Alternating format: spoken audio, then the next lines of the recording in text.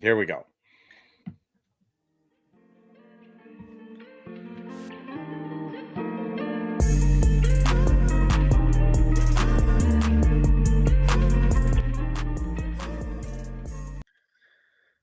That was so much better than blowing everyone's eardrums out at 5:50 Central Time.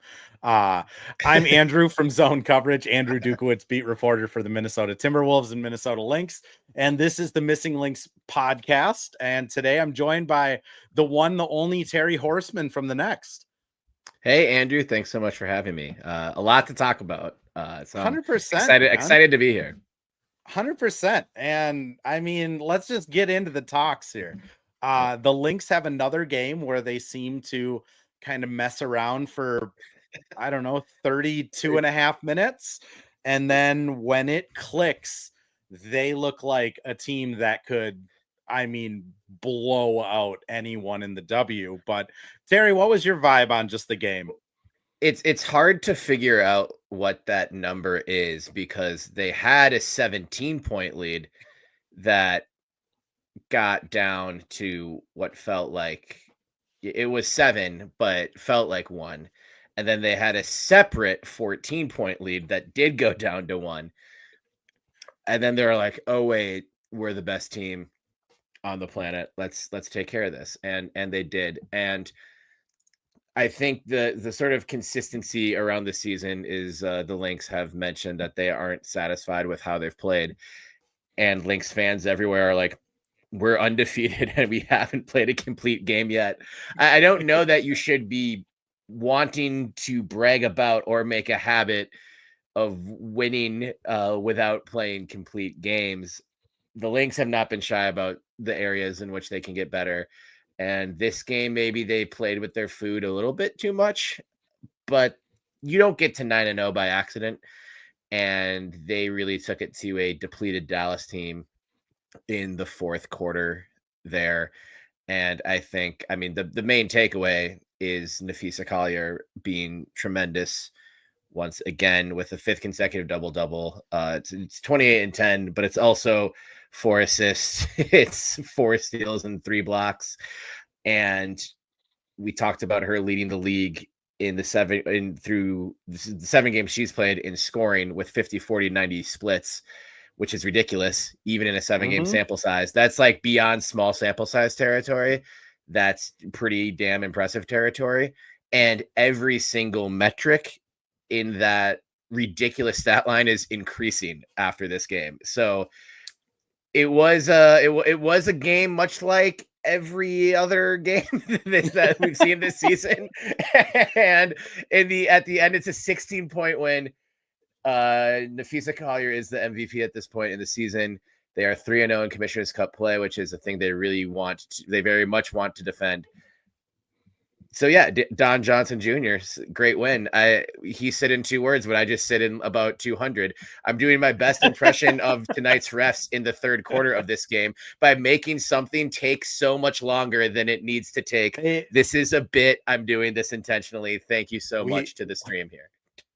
We joked the last game that the refs had someplace to go, and that's why they didn't really call a lot of fouls. This one they needed ad reads. They didn't want to go back to the hotel. And it wasn't even just fouls though. It was they were like every conversation turned into 3 conversations, and every wait what moment had to been like, oh wait, now what moment. It was wild to me that I was watching. We love to look at box scores and point out lies in the box score, and the attendance number is what gets targeted the most in all sports because everyone's constantly lying about attendance. I don't understand why, but the one that says the duration of the game 2 hours flat, the third quarter was 2 hours, and you can't tell me anything to make me think differently. There was a whistle every 4 seconds of that third quarter. I wanna back up real quick just to kind of highlight the Lynx. You said something in there that has rung true all season. The Lynx are just not satisfied. That's what I wrote on for this week over at Zone Coverage. Feel free to check it out. But for an example, they had their highest turnover game the last game against the Mercury. They made it a point of emphasis at practice. They made it a point of emphasis to clean that up. They had 6 turnovers total. Yeah, One turnover at good. halftime. Nafisa Collier had a turnover after back-to-back games with 4. They completely cleaned that up in 2 days. And yes, Dallas isn't like the best defensive team out there, but like Dejanay Carrington is pesky. I mean, she has games where she gets tipped balls. This is an actual WNBA team. It's not like they're going out there and playing against rec league players. And the Lynx just completely cleaned up that side of their game in 2 days. My guess is after this game, they're going to be talking a ton about the defense and how they could have played better in the first 3 quarters, especially kind of closing out on threes. And they let a couple back cuts get by that were pretty egregious. And I honestly assume most of that will get cleaned up by Seattle. But it seems like, and it's something Carly said last week, every time they get something fixed, something else kind of falls off. And at some point, you got to figure this team is going to just have everything fixed that keeps falling off.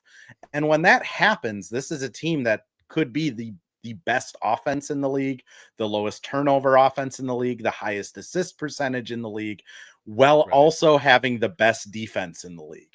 And that's something they didn't really have last year. Last year, it was very much kind of a pieced together offense that was able to win games, but their defense is what kept them in every game.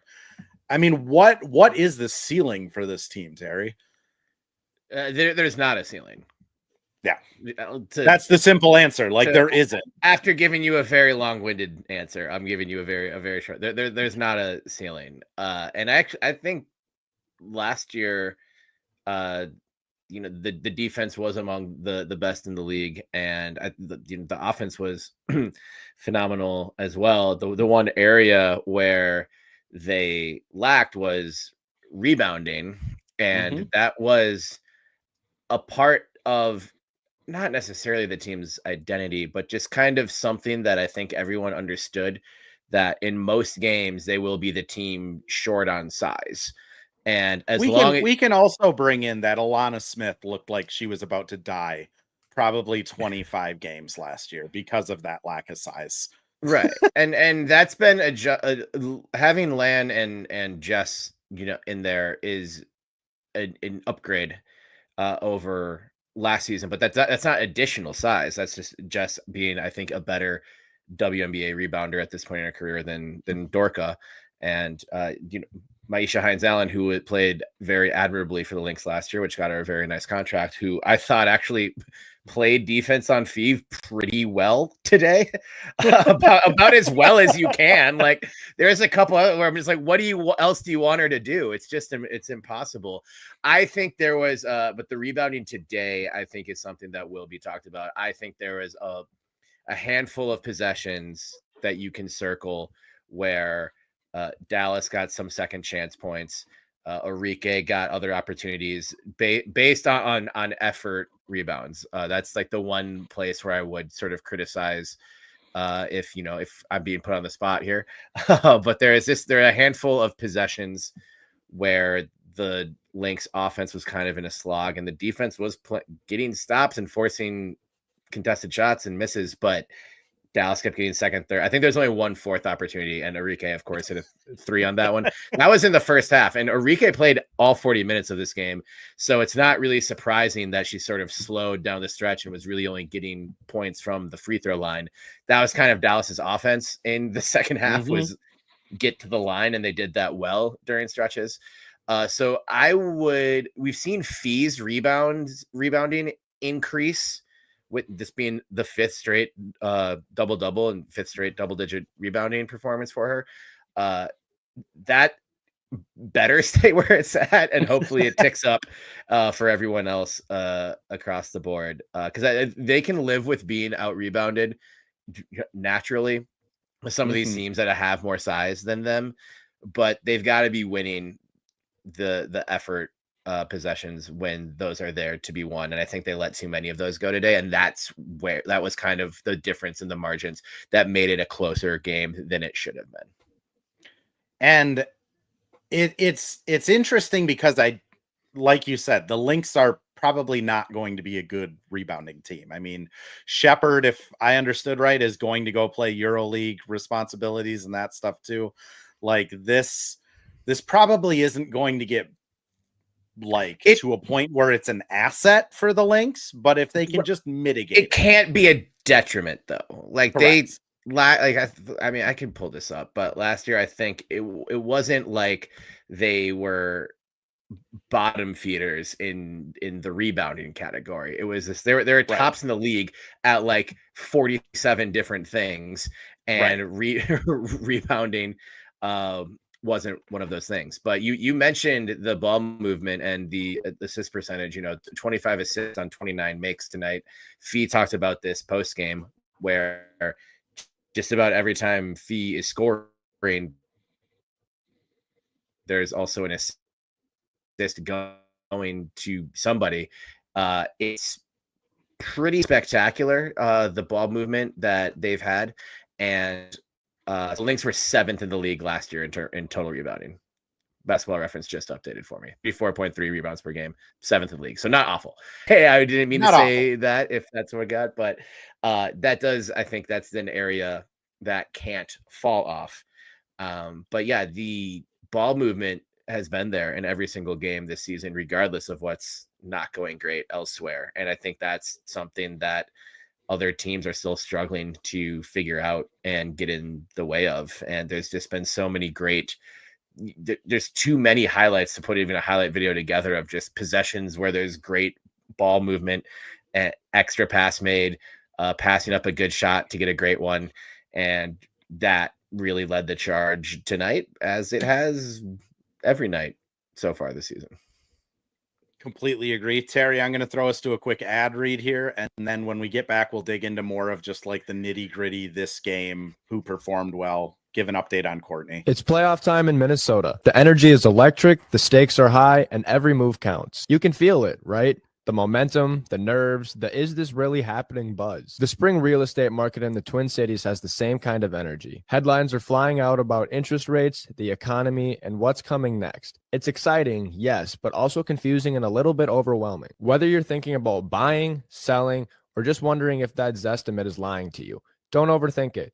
Go to wolvesrealtor.com and connect with Heather. She's not just a fan in the stands. She's on the court every day with Exit and North Star Realty, reading plays, adjusting the strategy, and helping people make confident moves, not panicked ones. Even if you're just curious or unsure about the next step, wolvesrealtor.com is where you start.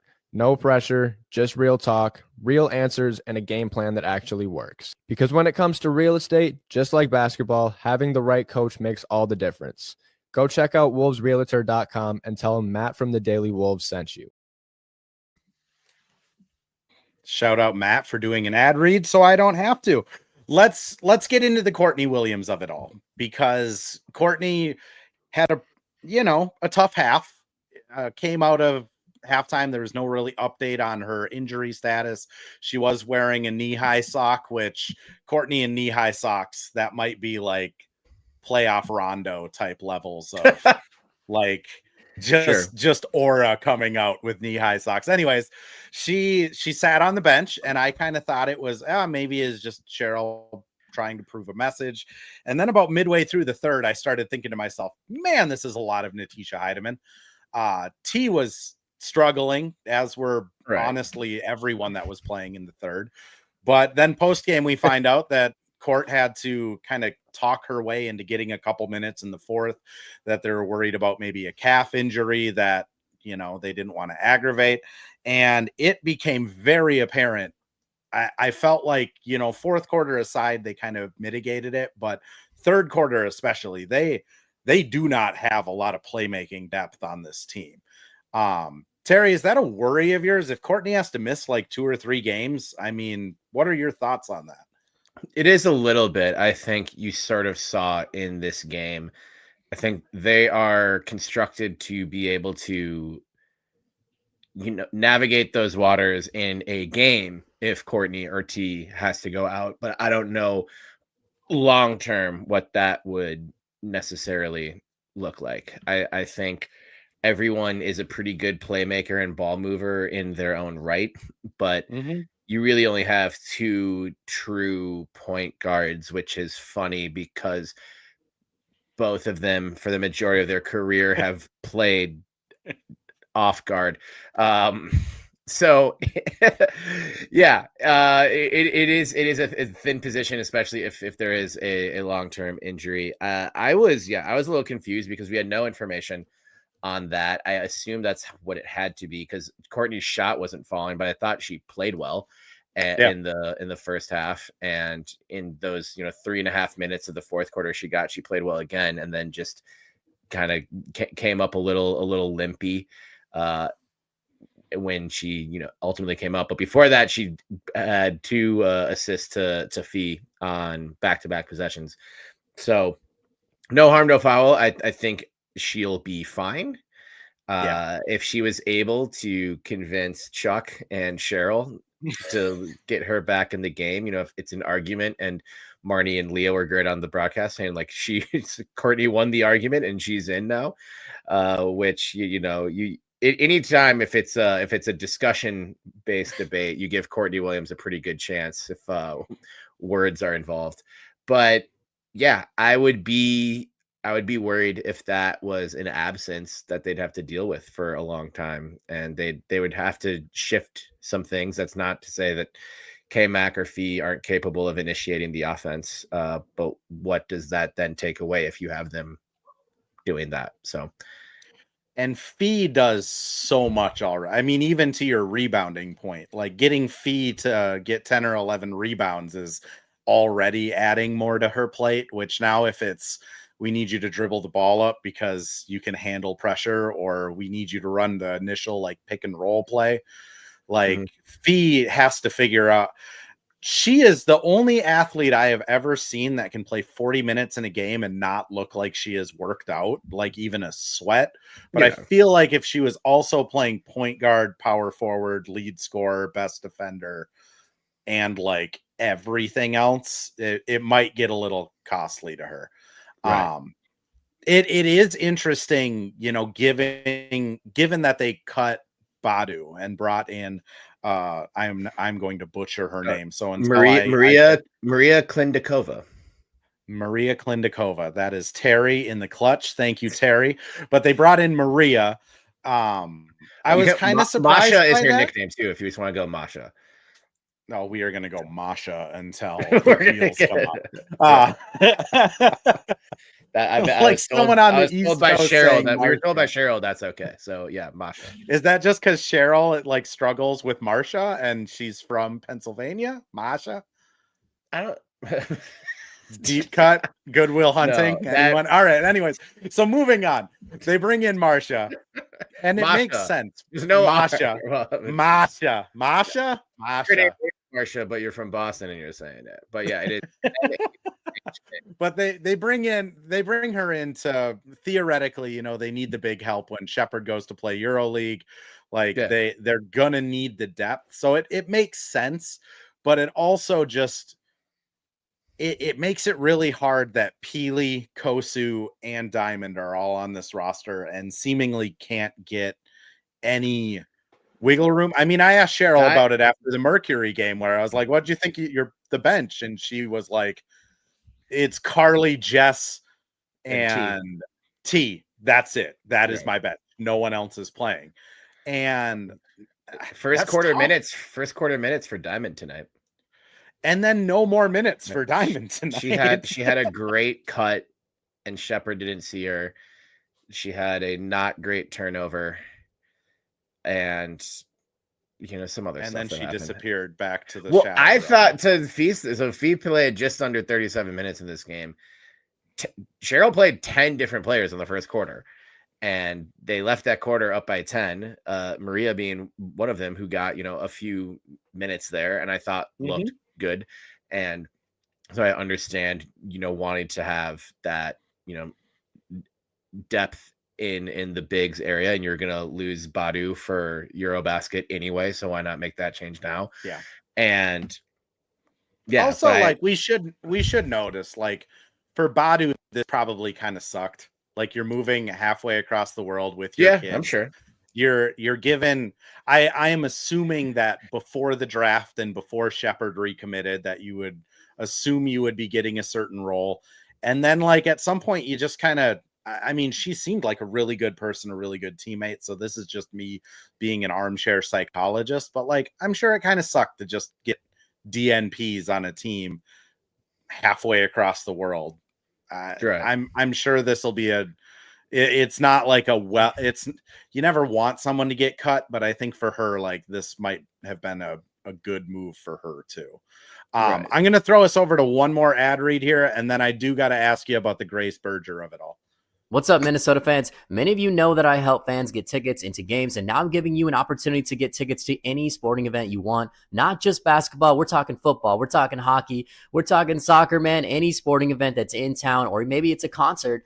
All you have to do is use my promo code, The Daily Wolves, all caps, on SeatGeek. That's right. I partnered with the SeatGeek app. You can download it on iOS or Android devices. You can find it on your web browser at SeatGeek.com. Check it out today. Enter my promo code, The Daily Wolves, and get $20 off your first order. Wonderful. It's a good deal. Thank you, Evan.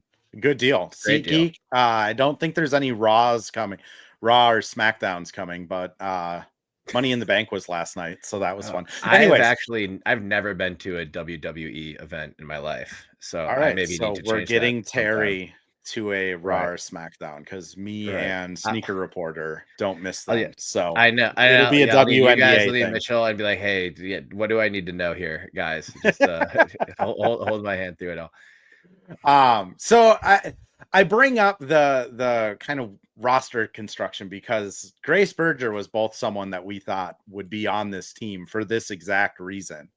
And is there a world where like there is another roster move, whether it's, hey, Peely, you're not working out, whether it's a 2-for-1 trade and it opens up a roster spot?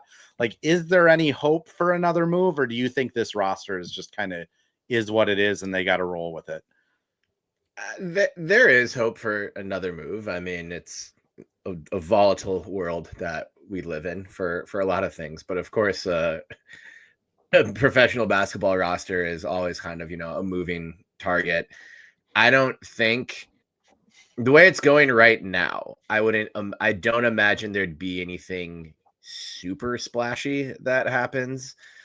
We've still got some time before the deadline, so I don't know what they would do. I think you can sign a like if you're losing Jess to Eurobasket, that would open up a hardship spot, I think. Please, I don't know enough about the cap. That type of thing. Yeah, I don't know. I don't know if that does. But even so, that's not a long-term solution to anything. Yeah, I posted it. I thought, this might mean that Grace is on her way back. But that's also one where, a night like tonight, you would have seen Grace in there probably, but most nights I don't think you would. Yeah. And it's just kind of that break glass in case of emergency point guard kind of thing, which is, it's just hard to dedicate a full roster spot to. And that's part of the reason why it's like, we need more teams, but also we need to expand the roster for each team as well, because, there's just too many good guards out there who can't find a home. So I wouldn't hold breath for any kind of move coming up. I think this kind of means that Grace probably won't play for the Minnesota Lynx in 2025. The couple followers who are Grace Berger enthusiasts really thought that was going to happen, and I'm sorry for what you're going through. She did sign a pretty lucrative 3-on-3 contract, I understand. So great. Grace is still out here balling, which we love to see. But I just don't think that's going to be for the Lynx. But I mean, if someone goes down, if a spot opens and she's still available, that's someone who's familiar, and I think it would be a great fit. But like I said, don't hold your breath for any other moves anytime soon. I completely agree, and we'll end on it just because this team talks about how close knit they are, how much they play for each other, how much they love each other. I mean, whenever your like star players are saying it's a safe space to like play basketball with them, like that's what you love to hear as like a fan, and I'm sure Cheryl loves hearing that too. I don't see a way they break up like the top 7 or 8 players on the team, which that means you're probably not doing a blockbuster trade, because I mean there's enough Right. tape out on Diamond now where I don't think you're getting like a good prospect. Peely, kind of the same thing. Even her minutes this year have been, there's splashes where she looks good, but it's still pretty undecided. So I agree with you, Terry. I think this is probably the roster they're going to run with unless something crazy injury wise happens. And I mean, when you're undefeated, yeah, you're not necessarily like, hey, what can we shake up here?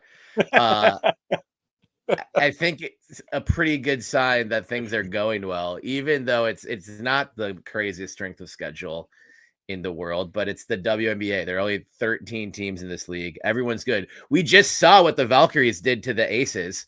So I don't think you can diminish what the Lynx have done thus far, even though they haven't played the Aces, and they haven't played the Liberty, and they haven't played the Fever, and they haven't played the Dream.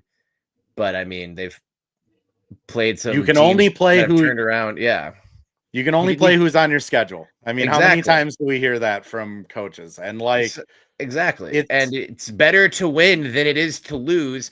And you don't win 9 consecutive times by accident. So I can understand why someone might be like, oh, like, is there any way we'd get like Grace or like someone else? But it's like, you don't want to be the coach who makes a move. Especially when is the deadline? The Lynx record at the deadline would be like what, 28-0 or something, with a shiny new Commissioner's Cup championship they'd be as well. 28-0, and then they're like, if you make that move, because it was like 13 or 14 games with Maisha Hines-Allen after they made that move last year. That's like the type of move that I think wouldn't be surprising under any circumstance. I don't know who that player is right now. I haven't kind of like looked to see what potential moves are out there. But well, and you said it, 9-0. You don't need to shake up things. Yeah, why are you asking for something different when you're 9-0? I know you didn't ask for that, and I know Lynx fans are got to be pretty happy. I hope they're having fun. So I think everyone's having fun. On that though, he's Terry. He's Terry Horseman from The Next. I'm Andrew Dukowitz from Zone Coverage. We'll be back with another post-game, post-cast, live stream, Missing Lynx podcast after every Lynx game. 513 people have come through the live to just check it out. So we appreciate all of you guys. And until then, go to Lynx. Sunday afternoon. That's great. I mean, hey, I got nothing better to do. I'd be in here. I know. Love it. Appreciate you, Terry. Thanks, Andrew.